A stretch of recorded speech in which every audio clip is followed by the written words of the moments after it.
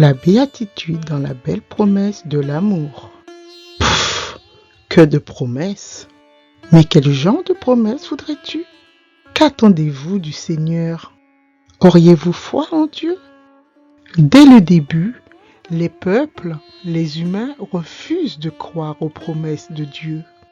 Pourquoi? Pour la raison la plus extraordinaire, la plus exceptionnelle, la plus étonnante. Les promesses sont trop belles pour être vraies.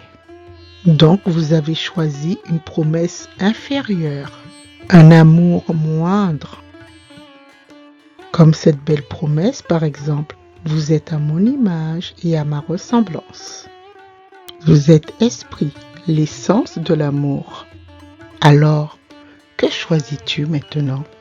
Quelle expérience faites-vous du moi? Quelle expérience de vous-même choisissez-vous? Les choix de pensée, de mots, d'action correspondent-ils? Quels choix faites-vous dans la vie? Quelles sont vos décisions que vous prenez? Pourquoi ne voulez-vous pas éprouver la vie avec le véritable, authentique, véritable amour du divin, dans une connexion harmonieuse, en communication spirituelle, en communion de joie, dans une conscience de foi, dans l'éveil à soi-même, pour être éclairé par qui tu es? L'homme a donc opté pour une promesse moins belle, un amour moindre. Ils ont préféré écouter la ruse d'un animal qui a réduit la belle promesse au mot.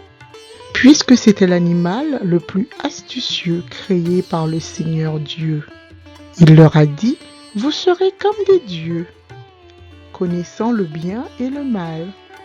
Des dieux qui savent le bien, le mal, qui peuvent savoir ce qui est bon, ce qui est mauvais, en oubliant que nous l'étions, que nous sommes déjà dans son image, dans sa ressemblance.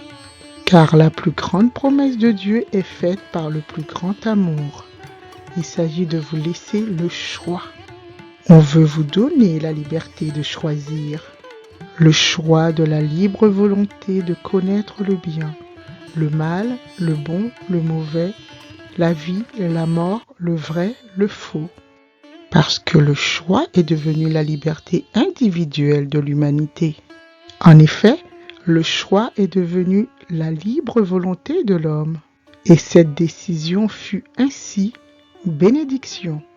Mais comme tu n'arrives pas à concevoir l'amour parfait, vous ne pouvez pas penser à des promesses parfaites ou des personnes parfaites.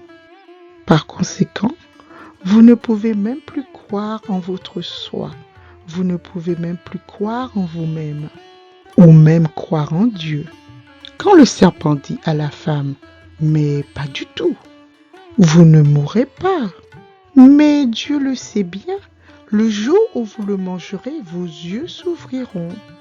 Vous serez comme des dieux. Vous pourrez savoir ce qui est bien et mal. Le regard humain est ouvert, libre de tout choix. Les yeux de l'homme sont ouverts de leur propre volonté. Et les yeux humains sont ouverts en toute liberté, en libre arbitre. Alors, maintenant, il se proclame le centre de la connaissance en discordance avec le soi, en désaccord avec lui-même. Lorsque l'humain découvre un événement qui ne lui plaît pas, il exige que les autres changent pour lui plaire. L'humain est dans l'incompréhension, essayant d'éloigner les autres de ce qu'ils sont. Pourquoi vous ne voulez-vous pas vous comprendre les uns les autres, loin de ce que vous considérez comme bien ou mal? Même en ce qui concerne vos ennemis, essayez de les comprendre. Cela fait partie du processus qui consiste à connaître le bien et le mal, à se comprendre mutuellement. Il croit, humain, tenir dans l'individualité toute la connaissance du bien, du mal, du bon, du mauvais, du vrai, du faux. Sa connaissance personnelle, il se croit supérieur à celui du prochain. Il l'impose, il l'oblige. Il n'y a que deux chemins, et deux chemins pour gouverner une société. soit par la peur, les menaces, soit par l'espoir, l'amour.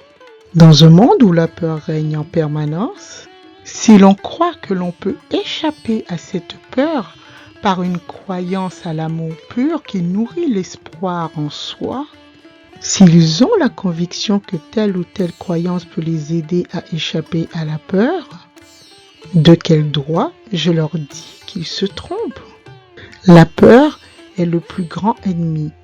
Il faut surmonter ses peurs et faire face à ses plus grandes peurs pour parvenir à l'unité et ensuite expulser l'obscurité, la peur, de vous, pour être un avec tout ce qui est. Dieu a dit que la lumière brille au milieu de l'obscurité, et c'est lui-même qui brille dans nos cœurs. Il a voulu nous éclairer en nous faisant connaître sa gloire qui brille sur le visage du Christ. Maintenant, les yeux des humains sont ouverts dans une domination, comme un lion à la recherche de celui qu'il dévorera. Ils ont une volonté autoritaire de puissance sur leur prochain. Vouloir imposer sa connaissance du bien, de la méchanceté à son prochain. Cela mène aux guerres, aux différends, à la haine, et ainsi de suite. De quelle béatitude vous parlez? Qu'est-ce que tu racontes? De quel bonheur s'agit-il? À présent, l'homme s'éloigne de lui-même. Il s'écarte de son moi. Sans une telle compréhension, il peut croire en Dieu. Car croire en Dieu, c'est croire au plus grand cadeau de Dieu. De quoi s'agit-il? C'est l'amour inconditionnel. La plus grande promesse de Dieu, c'est que vous avez des possibilités illimitées, que vous avez un potentiel infini et que tu as déjà plein de potentiel. Il suffit de se rappeler, ton potentiel est vraiment illimité en ce qui concerne tout ce que tu as choisi de faire. Je t'invite à répéter à la première personne. Mon potentiel est vraiment illimité pour tout ce que j'ai choisi de faire. Vous n'avez qu'à y croire avec vigueur. Pour exploiter votre potentiel illimité, chaque personne doit être bénie. Vous devez bénir chaque individu, même vos ennemis, car tu peux aimer tes ennemis. Bénis ceux qui te maudissent. Faites du bien à ceux qui te haïssent.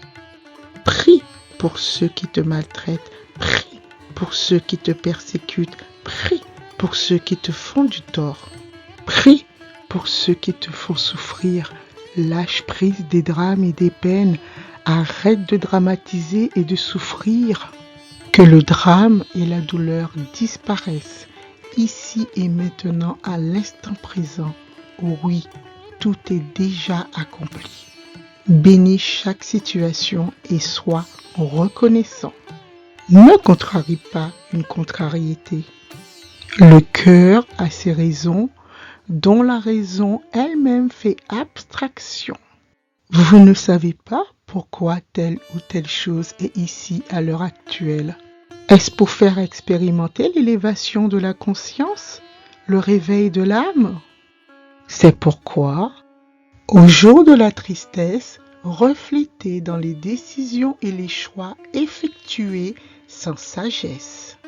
De cette façon, tu confirmeras la perfection de la création de Dieu et vous démontrerez votre confiance en elle. Avec cette espérance, nous sommes pleins de confiance. Ainsi, tu découvriras l'enfant divin que tu es. Un enfant qui n'aura aucune rancune, qui provient du fruit de l'arbre de la connaissance du bien, du mal, du bon, du mauvais, du vrai, du faux. Alors, vous serez vraiment les enfants de votre Père qui est dans les cieux. En effet, il fait lever son soleil sur les méchants et sur les bons. Il fait tomber la pluie sur ceux qui adhèrent et ceux qui n'adhèrent pas à l'amour inconditionnel. Car dans le monde de Dieu, rien n'arrive par accident. Et il n'y a pas de coïncidence. Le monde n'est pas jeté par chance ou parce que vous l'appelez le destin. En revanche, la puissance des conséquences des pensées, des paroles, des actions sont déterminants pour l'expérience de la vie sur Terre. Bien plus, vous mettez votre fierté dans vos détresses en l'exposant à qui veut bien l'absorber en écoutant. Vous mettez votre fierté dans vos tourments. Vous glorifiez les tribulations de vos souffrances. Tu répands tes afflictions, tes douleurs dans une chaîne interminable. Parce que tu l'ignores, que cette détresse provoque, résultera, manifestera, produira, elle générera de la persévérance dans la pérennité. Cela inspirera la patience, si c'est ce que vous choisissez. Une patience permanente qui est une vertu avérée. Cette vertu éprouvée est source d'espoir. La souffrance doit devenir patiente, et quand quelqu'un est patient, il reste fidèle en Dieu, au-delà de ce que peuvent être les difficultés, malgré les difficultés. Celui qui demeure fidèle conserve l'espoir. La persévérance mène également à la fidélité démontrée. La vraie fidélité nourrit l'espoir, engendre le courage. La fidèle vérité alimente l'espérance, fait naître le courage. Le courage conduit à la victoire à travers l'expérience. Le courage signifie la victoire par rapport au passé. L'unité courage, la victoire vous apporte l'espoir. L'espoir ne rend pas confus. Cet espoir ne changera pas. L'espoir est peu susceptible de vous induire en erreur. L'espoir ne vous trompera pas dans votre désarroi. Cet espoir n'est pas décevant. Pourquoi ? Parce que l'amour d'Élohim Dieu est versé et déjà répandu dans vos cœurs. Comment c'est possible ? Par le souffle, l'inspiration, le souffle sacré dans tes narines par l'oxygène. C'est également par l'Esprit Saint qu'il vous a été donné par la foi, dans l'espérance, dans l'amour choisi et déterminé seul. Si un flocon de neige a une construction absolument parfaite, ne pensez-vous pas que c'est juste de dire la même chose de quelque chose d'aussi beau que votre vie ? Déclare-le maintenant. Ma vie est magnifique. Soyons parfaits comme notre Père Céleste est parfait dans l'amour, dû à soi-même et à son voisin, même à vos ennemis. Celui qui a les oreilles, les yeux, le cœur d'écouter, de voir, de comprendre la belle promesse, alors écoutez, comprenez, regardez vous-même.